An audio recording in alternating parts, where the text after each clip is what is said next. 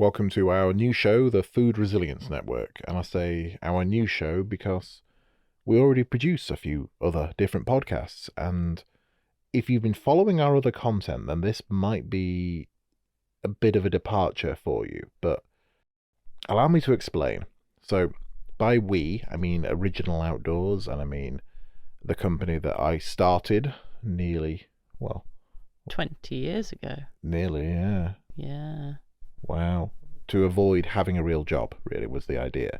And I wanted to go off and work in the outdoors and be a mountain guide and do all sorts of things. And alongside that was trying to do things that I sort of had a grounding in from childhood, but wanted to do more of, which was growing your own food, sourcing your own food in one way or another, living in a way that meant I was in more control of the resources I consumed over the period of my life. And in the last few years, particularly in the last 3 or 4 years, that has become something I've been trying to do more and more. And here with my partner, Amy. Say hello, Amy. Hello, Amy. It's something that I've really put time into, and we've really put time into. And as a family here doing those things to try and grow our own food, come closer to the sources of our own food and shorten the distance between the food that's on our plate and where it came from, both in physical distance and just so we know how that thing lived and how it was produced and what ingredients went into that. And we just thought this was a thing that we were trying to do for our health, for ethical reasons, for lots of different reasons. And then we started talking to other people about it on courses, when we were running a navigation course or a foraging course or something like that, where we might mention this, and it turns out other people were interested in it too. They are. We would end up on foraging courses having deep conversations with clients about gardening and how to best grow potatoes and what things we've been struggling with and how the weather had affected things that year. And it's amazing where it comes in. I was talking to a friend, someone I've known for over 10 years, talking to them a couple of nights ago when we were in the bar at the Plaza Brennan at the National Mountaineering Centre just over in Snowdonia National Park, and sat there 11 o'clock at night. We've been talking about remote area medical skills and what happens in terms of search and rescue in Greenland and how you plan for that as a contingency, and satellite communicators and emergency satellite communicators. And then somehow the conversation veered straight into how his carrot harvest was doing that year and how well it grows in sandy soils in where he is in Scotland. And he says everyone in the village says you never grow good carrots here. And that's what this show is kind of about. It's the finding ways to introduce more awareness into your food supply. So not about growing your own food entirely and what you can live on that you can develop in the soil in the back garden there. It's more about, okay, well, if this is on my plate, where did that come from? Could I have had more of an input into what was there, or how it lived, or how I sourced it, or how it was prepared? And can I make a network? Can I put some time and effort into finding things that I am happier with, that are better for me, that are more reliable, that are maybe more seasonal, that are more relevant to me in wherever me is at that time, for that time of year, so that you not only have healthy food choices, but you also have food choices that you have a greater connection with. Yeah. And building more resilience within the food that you consume as well. Yeah. Understanding a bit about the background of where it comes from and how what is happening in the world could be affecting that, whether that's that there's a particular bug affecting the banana harvest or something like that year, or whether it's that the rice that you consume on a daily basis isn't doing so well because of rainfall, or it may not be getting out of country because of conflict and things like that, and understanding how your plate could be affected by global events. Yeah, and that was something that I think people really got to grips with during COVID. Yeah. Because when you find out, China's shut down and everything kind of comes from there. So good luck with that, guys. And that was an interruption for a lot of people. And you might not have seen it in your world if you didn't work in a particular industry or you didn't work in a particular thing until that knock-on effect of, well, this part wasn't available for this machine makes these things are used in that thing, and that means you can't get that thing in the shops. Because it's not available temporarily, but in order to get that process restarted, it takes 6 months. Yeah. You can see it with some supermarkets where they just have something isn't available for weeks and weeks and weeks. Yeah, and then it's suddenly back on the shelves. Yeah, and it's now it tastes different because really it's a different product that has got the same packaging on it, because it's now it took them that time for the manufacturer to source new ingredients or a new supplier of something, and now it's effectively a different product. So this is not a preachy show. This is not saying you must live your life in a certain way. I think it's going to be more about us talking about what we're doing, talking to other people about what they're doing, introducing new people into our network and finding out about other people's networks elsewhere, and just having some really good conversations about these subjects. So if you're a human person that eats food, there will be something in this podcast for you. I expect so, yeah. I'm really looking forward to talking to people who are in our existing local network, and also other people that we might engage with through the podcast, and people who live elsewhere in the country, if not the world, who are even doing things a bit differently in some cases, or who are working on that slightly more local scale. That is a particular interest of mine, I have to say. Because this can be done on any scale. Even if you are living on the 20th floor of a tower block in a city somewhere, you can probably grow pea shoots on the window. Yeah, or sprouts. You can grow sprouts in a little tower. Yeah. And use those, or microgreens. There's always a little something that you can do, and there's always more research that you can do into what you eat if you want to as well. Yeah, but this isn't going to be a how to do all these things, because how to would be very dependent on your circumstances, on your budget, on your time, on your resources available in any way. But hopefully there'll be something in what we're sharing that will be relevant to you, and that you can do something with yourself at the scale that is right for you, even if it's just making better choices when you are buying something in a shop. Yeah. And better choices based on your own set of criteria. Like I say, we're not going to be telling you this is what you should do.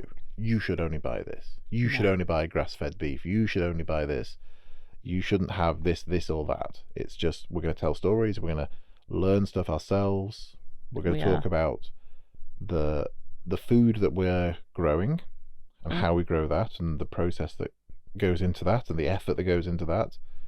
Even if that's not the most efficient thing that we do, it's just something we want to learn about. This, we want to have chickens here that we can get eggs from. But to have chickens in the UK at the moment, there's been recent changes in legislation, or there's about to be. There is. Depending on when you're listening to this, and we've got to factor that in. And to grow your own vegetables, well, we're recording this intro in the middle of October, so there's not a lot of production about to happen. There's going to be lots of prep. There's going to be lots of clearing up after the end of the season, and you've got all of those jobs coming up. But it's what you do at different times of year, knowing what you're gonna have to do in 6 months' time dictates what you're doing now if you want to grow your own food. Yeah, that planning is vital, really, for growing your own things, as I've discovered, to my/our own detriment as well. Yeah, and because we are not experts in this field, but we're experimental.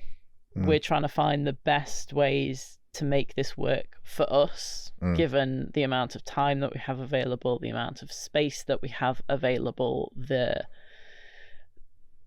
basically the resources that we have at hand.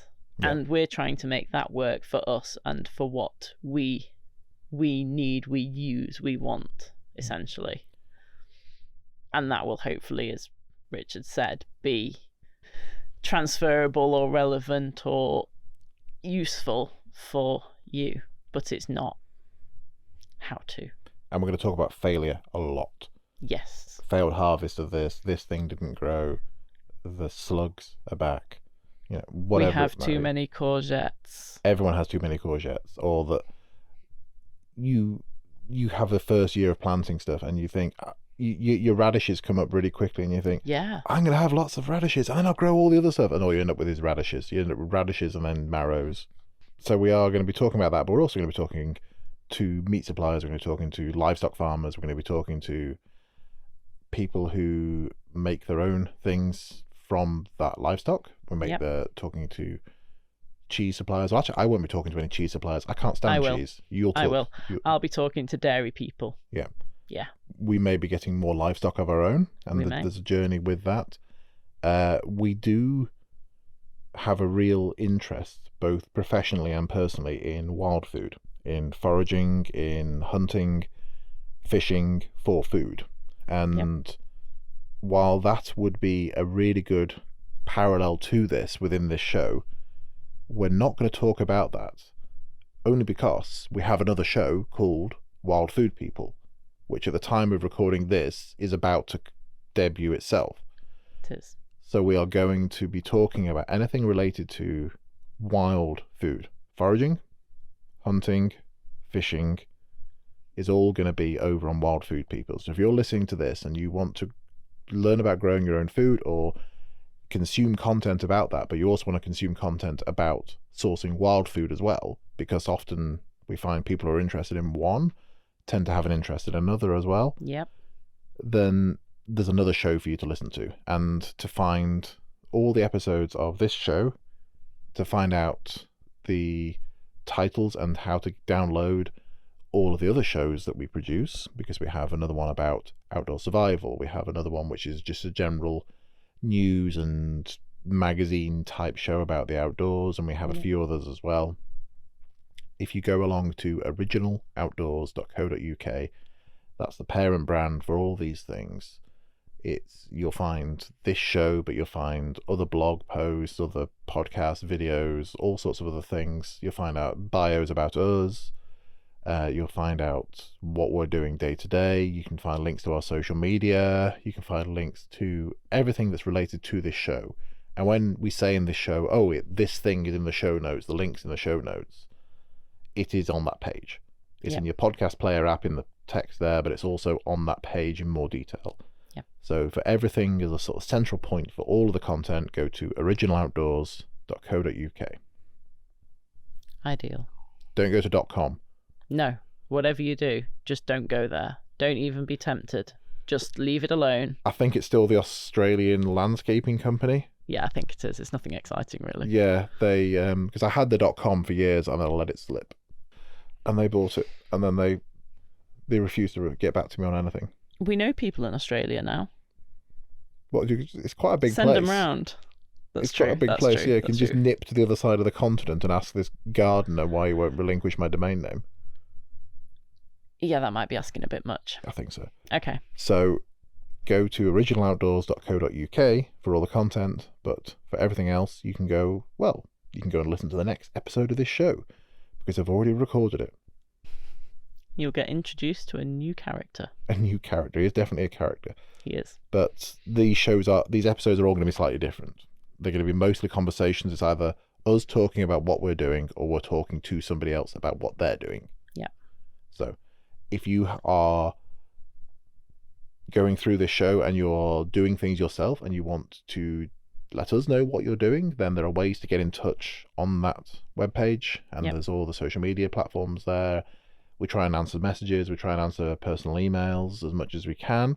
So if you've got stories, if you've got questions, then get in touch. Let us know. We won't be able to advise you on your winter planting plan for everything, or indeed anything. But if we can answer it, or if it's something we can share with somebody else who can, then we will try our best. Yeah. And also, if you feel like you would like to be on the show in the future, and you are some kind of producer of goods, be it cheese, in which case you'll be talking to me, or be it beef, in which case you might get Richard, then I'll do get beef, in touch too. Beer, honey, milk, poultry. That's like the first 4 guests I've got lined up. I'll do everything apart from cheese, basically.